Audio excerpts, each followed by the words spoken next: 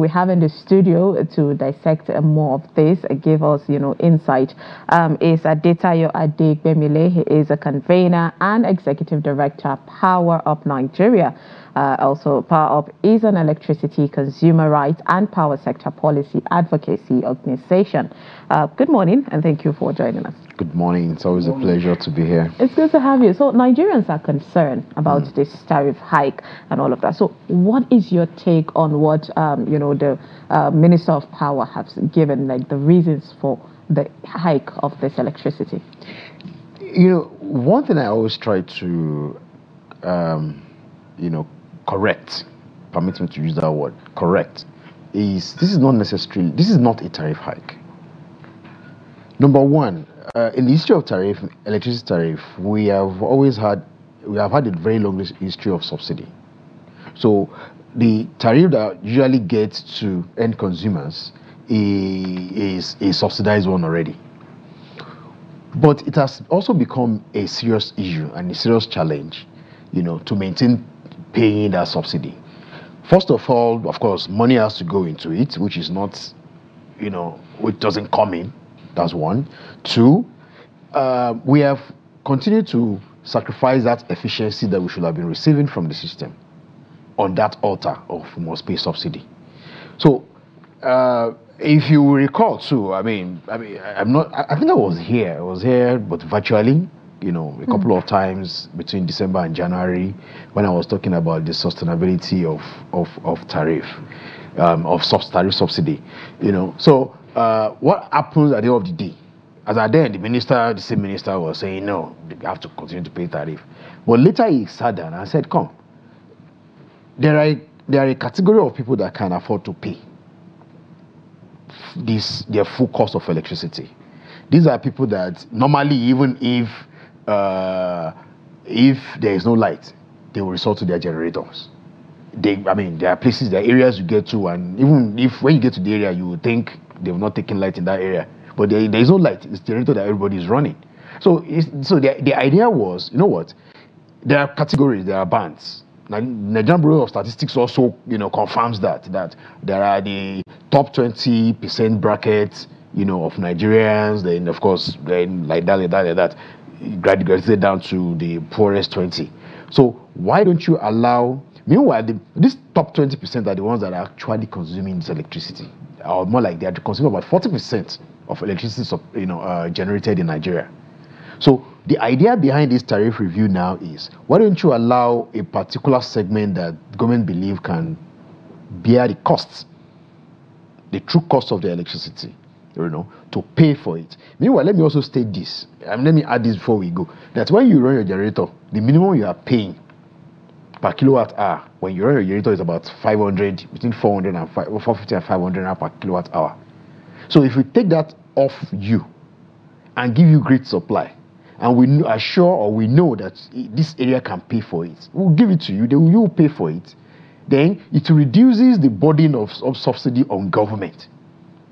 Then we can go out and say, okay, we have improved 200 feeders in Nigeria that we are sure that they are getting minimum of 20 hours of power supply. Yeah, but who gets? And of course, we have to be, on the same page on this one. It is a tariff hike. That is what the NERC announced. It's a right sizing. No, even if you what does a hike? Even if you read the press release, what does a hike mean? Hold on. Even if you read the press release from NEC, what it says is appropriate pricing. Yeah, it's semantics. What does a hike mean? An increase. Okay. Isn't it? I have explained what happened in this situation. Yeah. So whether you insist on using the hike means that you have been paying appropriate pricing before. No. That's not what hike means. That's what it means. Hike means an increase in price. See, if the cost of this newspaper, right, the cost of production of this newspaper is 50 naira, right, and you are selling it at 50 naira, because price indices of your production changes, then you increase your price to 17 naira tomorrow, then that is price hike. Yeah, we're still saying the same thing. If you have not been paying 15 naira for this newspaper before, you can't actually call it a price hike. As far as the literal term is concerned, has nothing to do with cost of production. You have said it's semantic, so let's stay with that semantic. But I would rather not continue using that semantic because we are projecting a wrong narrative. Yeah, but I mean, they're not disputing that is a price hike. Who's not disputing? The NERC as well as the federal government. NERC said it is appropriate pricing. That's the word they used. Because they don't want to use the word hike, because that is what because they are using the right terms. They are using the right word. Okay, so let's talk about the 20 hours. Okay. From your own understanding of the power sector and all of the issues that have continued to inundate its underperformance, is 20 hours something that we can actually find applicable within the power sector, given everything that we know about, the power sector right now? I know there are places that are getting 20 hours. I'm talking both from feedback. This is my life. This is, I mean, if you pick up my phone, 20 hours a day minimum. One reason why I find it difficult also to defend a lot of things is because I live in an unfair environment, neighborhood. My neighborhood, I mean, if they take lights, within minutes it comes back. I just give you an example of an hotel here in this same Abuja that, I mean, my experience in the last few days, I will speak to that experience in the last few days. I've not said that's always been like that, but it is possible, and there are areas that are getting it, and they've been getting it, even in this same country before. 20 hours of electricity. Minimum. In fact, let me put it this way. My house in Jos, let me speak. My house in Jos, if they take light, I can take a walk with my children to the junction and come back, and by the time I'm back, I come back to meet light. People that live in Jos can call in to confirm this. Interestingly, most of the callers that call in have not agreed with what is happening right now. Yeah, I've been following the people that have been calling in, but you see, okay, you know what? Let's try and bring this down. First of all, there is this narrative that will continue to drive in this country, and I blame the government seriously for it. I blame the stakeholders, the operators of the electricity market for it. Is the fact that we have continued to see electricity as a government property. It is strictly business. No, and I have this. It's not strictly business. It is business for the private sector. Who owns the Gencos? Whoever goes into. No, who owns the Gencos? The private operators. Who owns the transmission? Government. So how is it not still, partly government run? What is the component, or what function do you think the transmission does? It carries power that you have generated from the Gencos and bring it to you. So government has a stake in generation. What is the stake? Government runs the transmission. Hold on, do they have a stake in generation? Please correct that. No, none of the plants that we use, none of them is under government. None of them. Even the NIPPs are for sale. So if you're interested in buying, you said for sale. Some of the concessions how many of them what is the percentage? Still being worked on. Listen, the NIPPs, what they do right now is they are trying to look for buyers for them. Right? And what they do is, okay, they are trying to, because they want to keep running, they need to go and start looking for private people to sell to. But Gencos, generation in Nigeria has been privatized. Distribution in Nigeria has been privatized. Privatized to what extent? The government still has stakes in distribution. It still has 40% in some of the. Is the government running distribution? Yeah, but it still has a stake in it. The government is not running. So what you're saying, listen. You see, there's this analogy I love to use all the time. You own a bakery, right?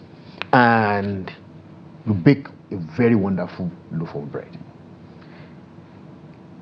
But because government feel, or somebody, let me say government now, somebody feels that, oh, my people would love to buy this bread, but okay, my children would love to be eating this bread. Let them, whenever they come, sell it to them, right? But whatever amount they bring, collect it from them. I will augment it. First month they come, they buy bread. I say, oh, don't worry. Even if I'm the a partner in that business, let me put it, I'm a partner in that business. Anytime they come, they buy the bread, they go. How much is this month? 2 naira. Okay, put it under my name.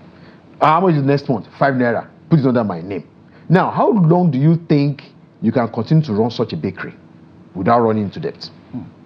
The subsidy, of course, the subsidy also coming because government has, of course, a stake. Let's for argument purpose, let's agree on that. No, for argument purpose. For argument purpose, let's agree on that. Because the government does says, I would say for clarification. Yeah, for clarification. The government says the true cost of electricity is, I mean, the system, the market says the true cost of electricity is X amount. Well, who is the and market? the government says sell it at X minus 0 amount. The subsidy that they're supposed to be paying, does government pay it?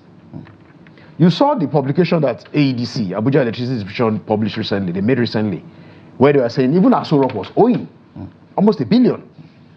Before they started the revision and everything, we all know that one is just for political, to cover up, right? About 47 billion. How many business can you owe for 7 billion and will continue to run? The crash that we had recently, the power supply went bad in January towards mid of March. Why? Because Gencos were not able to pay the gas suppliers. Over 80% of the plants of our generating plants in Nigeria are gas powered. Now they are not able to buy the fuel stock for them to run the plants because they are not being able to pay. You heard the minister himself saying, I think sometimes in March or mid-February, that this crash was because we are owing gas suppliers about 4 trillion naira. Where do you think that debt is from? It's basically all the money that government was supposed to pay to fill up, the subsidy that government had claimed to have to fill up the gas so that these guys can pay up the gas suppliers. So this thing is, first of all, we need to look at it from the Naira and Kobo angle. What business are we doing? How much of it can we give to people? Now, let me now talk to this press tariff review, how it relates to our conversation now this morning. Is that the review tariff, right, the right pricing, the removal of that subsidy aspect was just for 15% of the people, right, of customers that are able to get minimum of 20 hours per day. And there are a lot of factors that determine the number of hours you get. Your distance from substations, your distance from how will I put it, the control center, from transmission substation, the kind of transformers you have, basically the infrastructure, right, that brings this electricity to your house. That's why I gave the example earlier. In fact, look at Maitama here. Across the road we have Pape. In Maitama here there is infrastructure.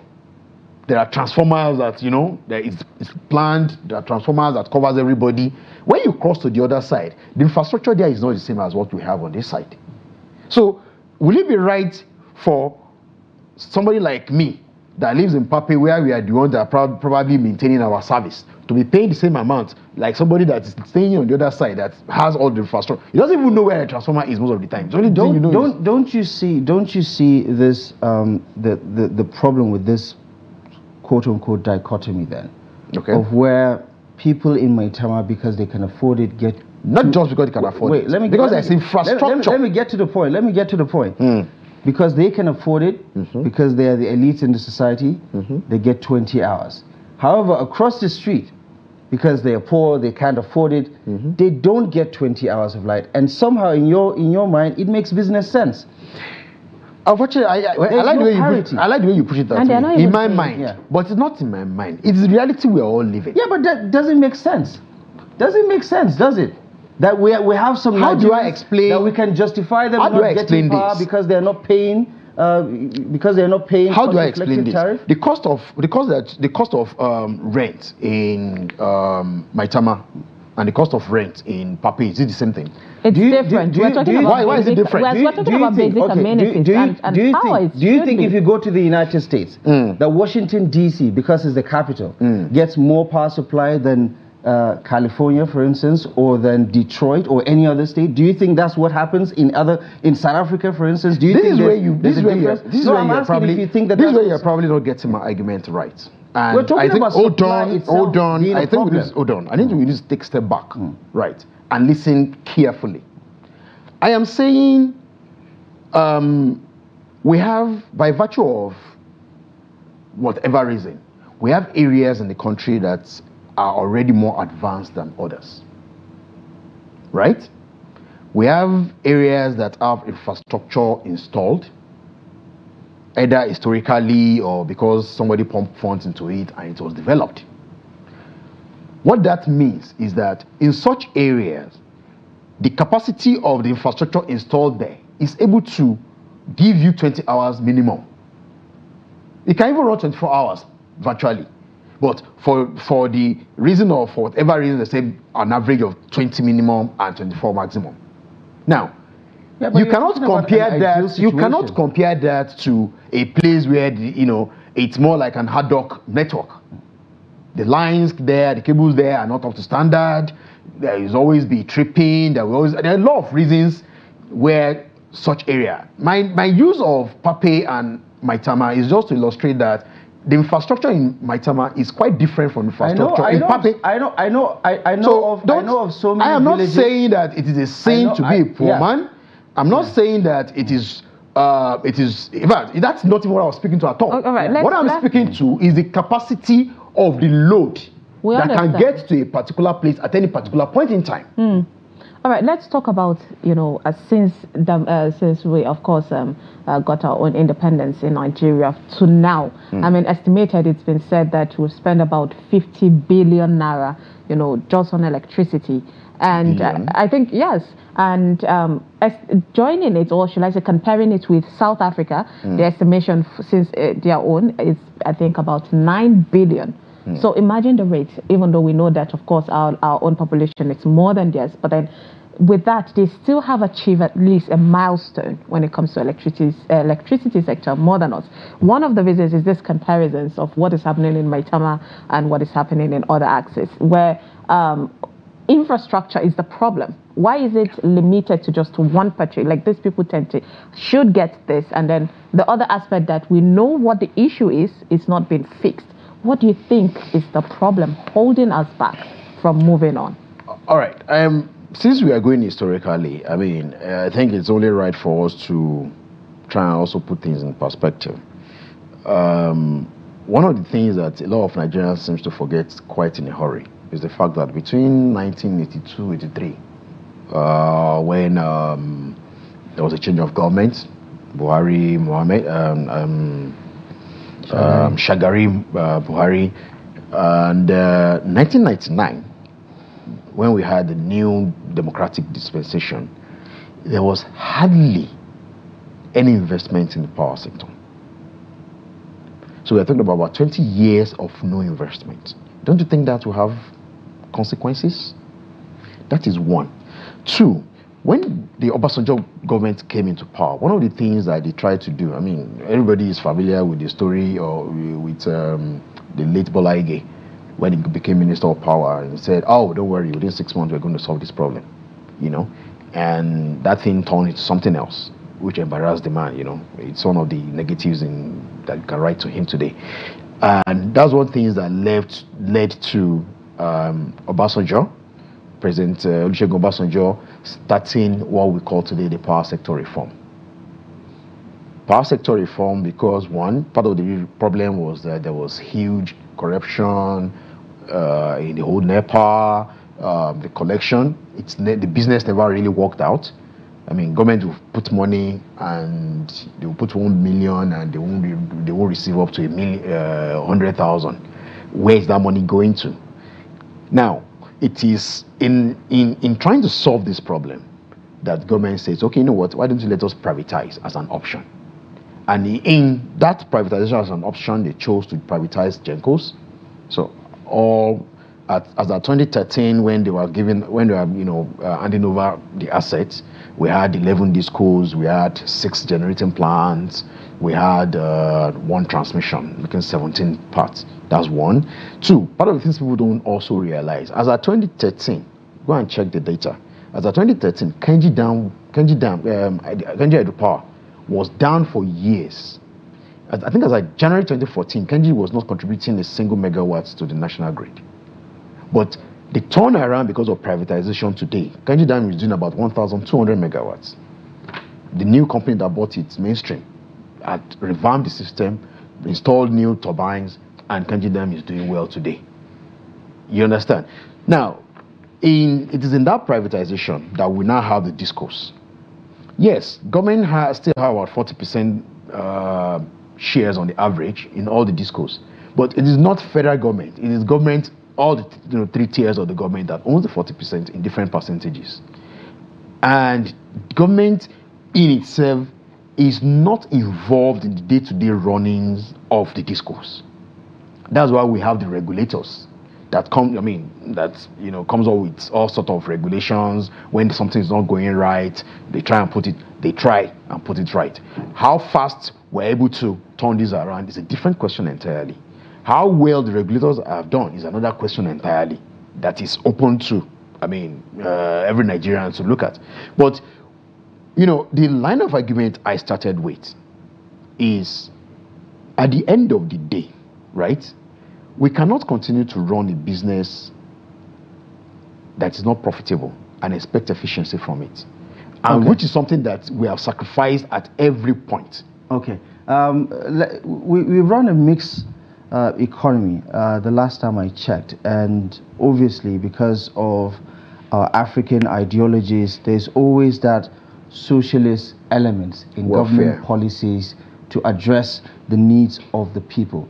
So this particular thinking that everything has to make business sense is always strange to me, because it almost, excuses any type of reform, regardless of the pain it may cause. This is what makes business sense, and that's basically the point that Nigerians are trying to make. It is one thing to deal with the removal of fuel subsidy on petrol, which has upended the lives and livelihood of people. We've seen so many businesses shut down as a result. We've seen so many people unable to put food on the table because of the attendant impact of that. But also, this particular removal of subsidy on electricity, where the government is saying, listen, we can't afford to continue subsidizing electricity anymore, so it's time to pay up everything as far as the business model is concerned. What, in your view, is the other side of the argument, away from just what makes business sense? Because as far as business sense is concerned, we know that so many of these 11 discos are not pulling their weight. And that's why the minister threatened to revoke their licenses. They are underperforming. Most Nigerians are not metered. We're falling behind in so many areas. So many tariff reviews over the past 20 years, but when it comes to generation, we're still producing less than 4,000 megawatts. So there's no increment on the power generation side and the transmission side. However, when it comes to paying up more for power, Nigerians have had to pay more over the past decade and counting. All right. Let me put it this way. First of all, let's unpack this. The subsidy removal is not a blanket subsidy removal. It's a subsidy removal from just 15%. Meanwhile, you see... What do you mean just 15%? The people on the band A... The allocation for this year for subsidy is 400 billion, and the federal government says it doesn't even have the money anymore. Even by... That's what federal government, prepared for. But the calculations shows that between 1.6 trillion and 1.2 trillion is what we're going to spend on subsidy eventually. But we clearly don't now you see, money. This is where it becomes interesting, right? And that's why I say we need to sit down and unpack this thing a bit more. Number one, the subsidy removal is not a blanket subsidy removal. It's only removed from 50% of consumers that are assured of, or that can be assured of, that minimum of 20 hours power supply. Right.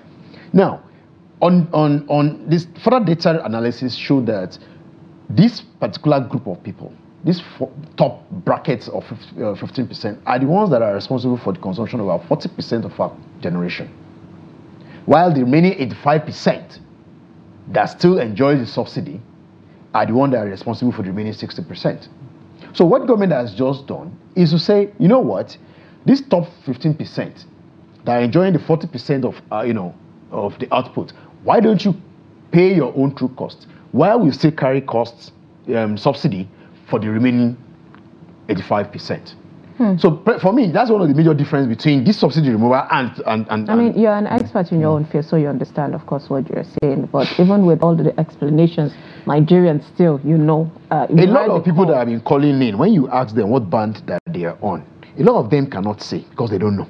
True, but people should even know. I mean, that's They should another know. sensitization that, you know. But I the love past this. I love this argument because now a lot of people now are more interested. A lot of people are asking, what band do I belong to? Indeed. How do I know what band I belong to? Indeed. So it's a good thing. I mean, due to time constraints, of course, I wish we could extend this conversation, but definitely would reach out, you know, subsequently for. I will always be glad to appreciate your your time. call. Adebayo Adegbemle, the very much. convener and Thank you. executive director of Power Up Nigeria. Thank you so much.